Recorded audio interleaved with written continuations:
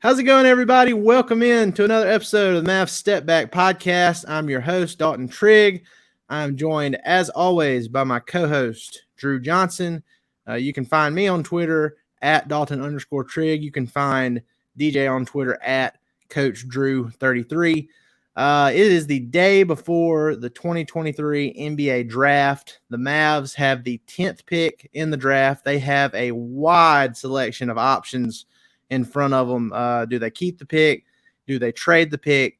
If they do trade the pick, do they need to try and go star hunting, or do they need to split their aces, so to speak, and add more depth? You know, there's a lot of different ways that the Mavs can go with this heading into tomorrow night, and that is what DJ and I are going to be talking about today. So let's get it rolling. Hi, this is Luka Doncic. Can he get it away in time on the step back? He does! He hits! He hits! And the Mavericks have won the game! Luka Doncic with a 30-footer to win it at the horn! And you're listening to the Mavs Step Back Podcast.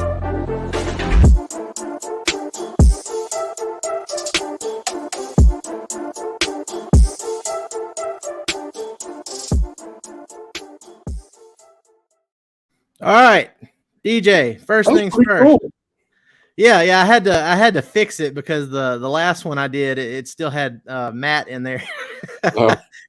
And I was like, well, that's not gonna work. So so first things first, how are you doing today on this fabulous Wednesday? Oh, I'm lovely. You know, we had the bug man came out and, you know, did his job. We got hit by a pretty significant hailstorm the other day. Oh, man, it's softball size hail. It looks like I'm going to have a new roof. So I saw it when the pictures surfaced on Facebook, and I was like, that looks like softball size hail. That's ridiculous. Yeah, it was insane.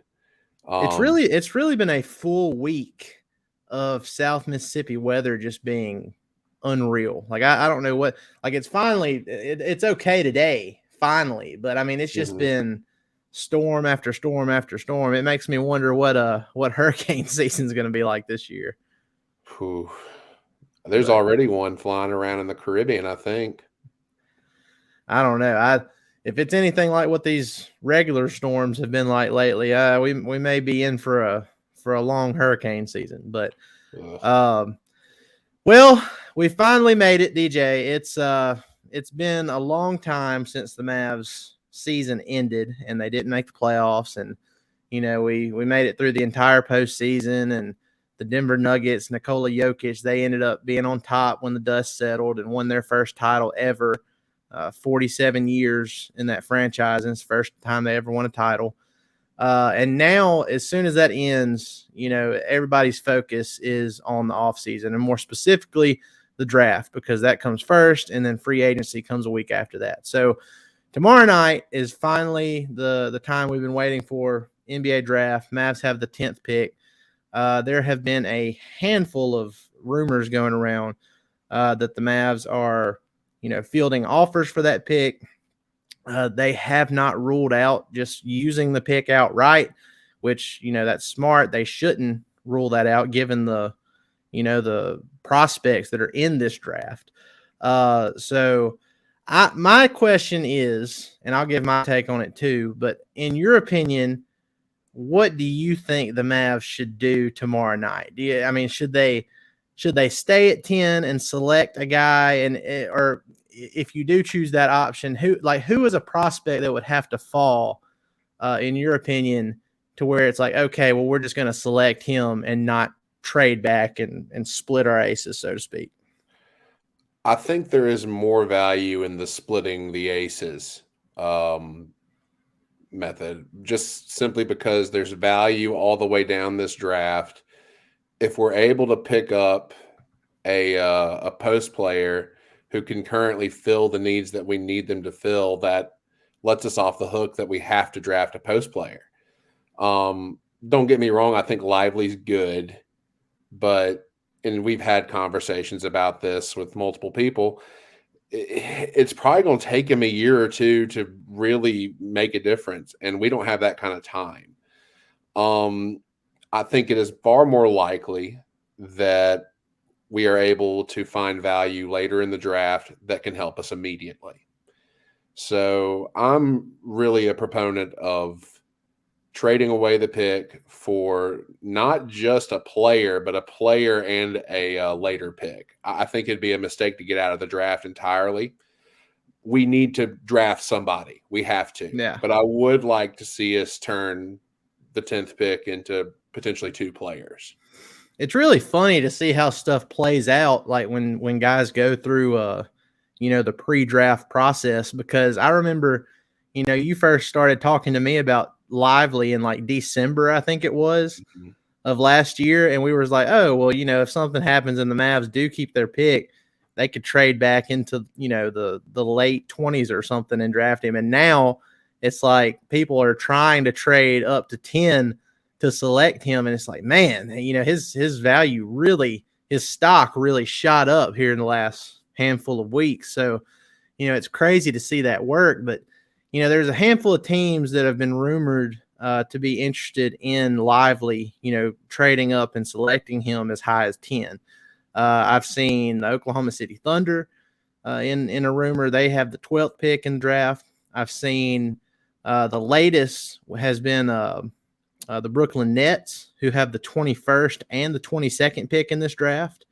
That is probably, I'm going to talk about that scenario here in a second, but that's probably my favorite trade back scenario if the Mavs do something, and I have my reasons for that. But, the Hawks, they might be interested in selecting Lively at 10 or another prospect that falls. There's been rumors that, maybe the Mavs can swap pick 10 with Atlanta's pick number 15 and, maybe get Clint Capella in the process. And, I think it was Eric Pincus from Bleacher Report. He said, because the Hawks, they're not wanting to really just get rid of Capella. They want to attach pick number 15 to John Collins. But Collins' contract is so much that, the Mavs, it wouldn't make sense for them to swap, move down 5 spots from 10 to 15 and take on Collins' contract. But if you factor Capella into the mix, I could see something where the Mavs get Clint Capella, John Collins, the 15 pick, and then you can do the pick swap. I think that would probably be worth it, because then you automatically upgrade. I mean, I know John Collins isn't a perfect player, but, you automatically upgrade at the 4 and the 5 if you do that, and you still have a top 15 pick. So that's a good option. The Nets thing, I think it was Chris Haynes that reported Derek Lively, he stopped a media availability today to go work out for the Nets. And, given how his value has climbed, it's like, oh, well, why would the Nets be working out Lively if he's going to be going in that 10 to 12 range? And, the Mavs, they've done a deal with the Nets recently. They got Kyrie Irving. The Nets have those 2 picks in the early 20s, 21, 22. And they have they have way too many wings. So my idea, and really I've seen it suggested by a handful of people too, and I love the idea, is maybe you can work out something to where you trade, say, Tim Hardaway Jr., Davis Bertans, the 10th pick to the Nets, and you get back a couple of 3-and-D guys. You bring back Dorian Finney-Smith. You bring in Royce O'Neal. And you get the 21 and the 22 pick.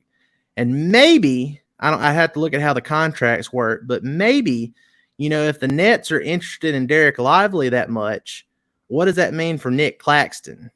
Could that be expanded into a bigger deal and you get Nick Claxton somehow too? So that would be kind of something that I'm interested in. I think it's more realistic to, say Dorian Finney-Smith, O'Neal, and those 2 picks, and they do something else with Claxton. But that really intrigues me, the options that are there with the Brooklyn Nets. What do you think about the Hawks and the Nets options? I gotta say, I almost like the Nets option better, just because it checks more boxes. The depth. But I'm gonna tell you what I've heard, and this is kind of outside of the realm of speculation, and I mean you've heard this too, that the Suns would be willing to trade Ayton away at salary value. Yes, that So is yes. that would allow us, if we could just get him at salary value. You're more about the trade stuff than I am with the numbers and everything, but if we could make that happen, and then Tim Hardaway Jr. just for example, and that was Mark Stein that reported it. So I mean that has legit some legitimacy to it. It is speculation technically, but it's source speculation. And if the Mavs can get DeAndre Ayton, I know his contract isn't good, but shoot, I mean you get a guy like that, a former number 1 overall pick in the same draft Luka was in, for salary matching and not giving up a draft pick. I mean you kind of have to do it because he still has a bunch of potential. He's only 24 years old. But just for example, Tim Hardaway Jr. and say Maxi Kleba or not Maxi Kleba or Reggie Bullock, either one of those two, THJ plus one of those two would work financially.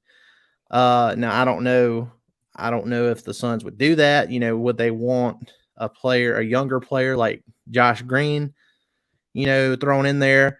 Well, I mean, if you can turn around and make a deal with the Nets to add, those other 2 3-and-D guys plus some extra draft picks, because you're not having to trade away 10 to get Ayton, maybe you can justify trading Josh Green, even though Green has improved so much and he's still only like 22 years old. But, I definitely think, and Ayton, the thing with the 10th pick, the Mavs can't technically trade it until they make the selection because of like the stipend rule or whatever. They have to actually select a guy and then they can make a trade.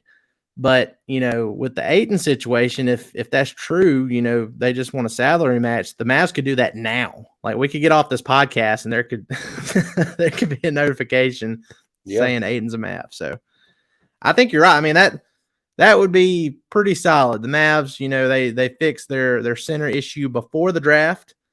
And then you can kind of look at adding 3-and-D wing depth, improving your size, improving your shooting on the perimeter at that 3 and 4 position. So, I mean, look, there's so many options that, even OKC, I could see some really intriguing options with them too. Trading back, getting the 12th pick, one of their other picks in the draft this year or future picks because they have a million of them. Sam Presti is insane. He has like a pick fetish. But I don't know, man. There's so many options. It kind of makes my head spin. And I am not going to let go of this LeBron James thing either, because I don't know, man. Everybody, maybe it's just because Lakers fans and media, forced the whole Kyrie to the Lakers narrative for so long. Maybe I'm just petty and I just want to stick it back to him as often as I can. But I think there's so many reasons for him to want to, play for Dallas. I think as good as the Lakers season was this past year, I think that roster maxed out. I think they peaked. Yeah. And when it came down to it, they really didn't have a legitimate chance of winning the title. The Nuggets are too good. They can run that team back next year. They're not going to win it. LeBron is 38 years old. He's going to be a free agent next summer. He likes Kyrie Irving. Kyrie Irving has been on the record recruiting him this summer, and LeBron has been rumored to, respond to him and said something to the effect of he'll think about it. So, there's a lot of stuff going on there. We haven't heard anybody from either side deny those reports. So I don't know. You never really know what's going on in LeBron's head. So I'm going to hold on to that one too. You never know until it actually happens. Up until this last week, I didn't think Bradley Beal was going to be on the Phoenix Suns. Yeah. But especially for the package that was traded for him. But, he was recruited heavily by Kevin Durant and Devin Booker, and, NBA stars typically get what they want. So it's a matter of what these stars want. Do they want to play with Luka and Kyrie? If they do, they'll find a way to get there. So, DJ, I guess with all this being said, what is your ideal scenario for the draft tomorrow? I mean, what do you want to see happen?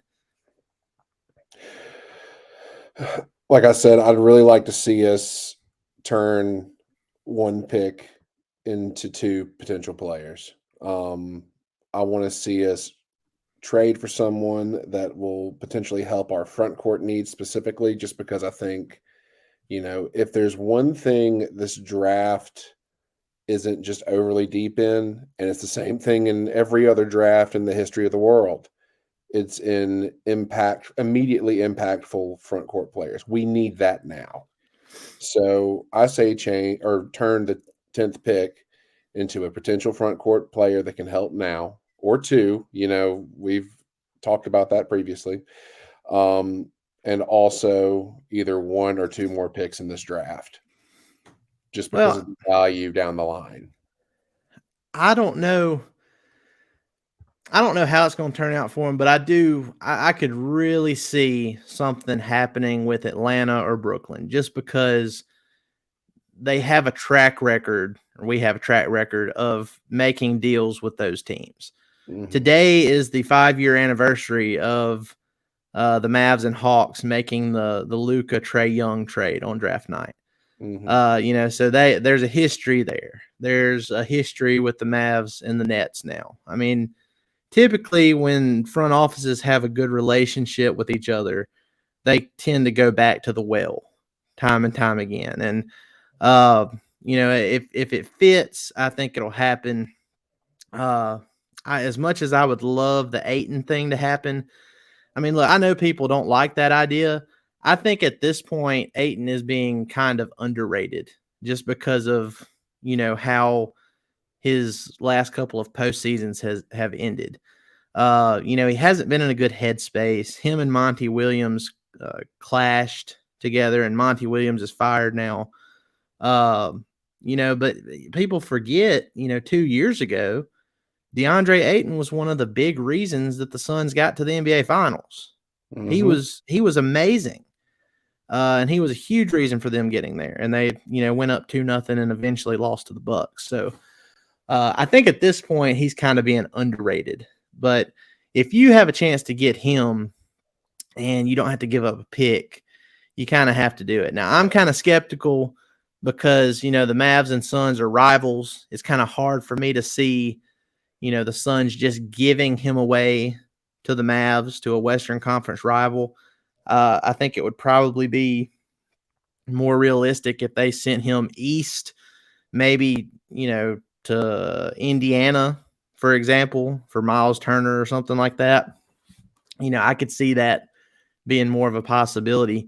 But I'd love to be wrong. I'd love for the Mavs to strike a deal and get that center position under control before they get to the draft, and then you can work on adding wing depth and some younger guys on cost-controlled contracts. Because that's the thing. You got Jaden Hardy, you got Josh Green. You need to get a couple more guys in there, high-talented young players on rookie deals that you'll be able to control for the foreseeable future. That's key. That's how you build a contender, a true contender. Denver's done it. The Warriors did it before their dynasty. You have to build through the draft. And I mean, free agency and trades are great, but that's what it comes down to, is how well do you draft? And we'll see how it goes. Now, I will say this: if the Mavs get to the 10th pick tomorrow night, and a guy like Taylor Hendricks, for example, is available, that's going to be tough for them to pass on. Now, maybe if that happens, or if Jarris Walker, for example, one of those two players. Mm-hmm. Now, maybe if that happens, the value of the 10th pick goes up, and these other teams thinking about trading up to get Lively are like, oh, well, we could trade up to get one of these higher ranked players too, and maybe the value goes up and the Mavs have something bigger come up on the table. So I don't know. We'll see how it goes. regardless, it is going to be a fun night. We're going to be watching it. We're going to come back on here. It probably won't be tomorrow, but we might try and come back on here sometime Friday. I don't know what your schedule is going to be like then, but we'll try to get back on here and give our reactions to what happened. And then a week from now, a week after the draft tomorrow night, free agency will be here, and we'll see what happens with Kyrie Irving and his contract, his supposed new contract, and we'll see what else the Mavs can do. There would be some sign and trade opportunities there as well. So, All right, guys. Well, that's going to do it for another episode of Mavs Step Back Podcast. Please be sure to go like, rate, and subscribe on all your favorite podcast platforms. Leave us a review on Apple Podcasts or Spotify, and it'll enter you for a chance to win any of our future giveaways. Just put your social media name, your @ on there, so we can notify you if you do win some of those giveaways. Guys, we appreciate it. Y'all have a great rest of your Wednesday, and we will see you next time. Thanks, guys.